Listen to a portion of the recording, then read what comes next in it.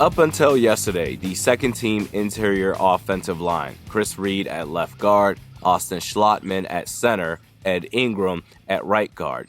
Now, normally second-team anything, whatever, is not going to move the needle much, if at all. However, I do think something is brewing here. On Monday, the first padded practice for your Minnesota Vikings, starting center Garrett Bradbury got worked, which sadly isn't surprising anymore. And then something happened yesterday. On Tuesday, there was a Vets Day, so Jesse Davis had the day off, and I realized something yesterday's video talking about the Irv Smith Jr. surgery and how the Vikings, they need to make a call to a couple of free agent tight ends, Eric Ebron being one of them. I'm so used to saying Jesse Davis so much that I mistakenly said Jesse Davis. I meant to say Jesse James. Jesse Davis had the day off, so Ed Ingram was working with the first-team offensive line at right guard. Chris Reed, he stayed with the second-team offensive line. However, he went from left guard to center. Now, to channel my inner Brian Windhorst, why is that? Why would they do that?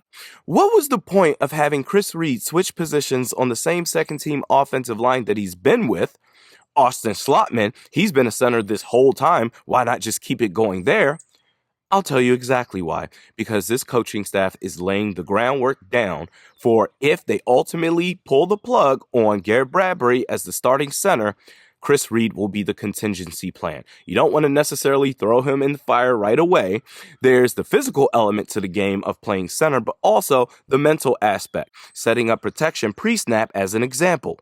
As camp goes on, assuming that Bradbury continues to struggle, Reed will continue to get quality reps while presumably getting better. And unfortunately for Bradbury, the bar has been set really low as far as having to surpass his value. Right now, Bradbury and Reed are polar opposites.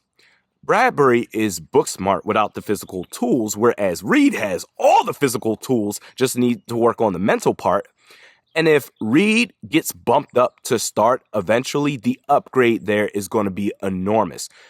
We have bullies on the outside, the bookends with Christian Darrisaw and Brian O'Neill.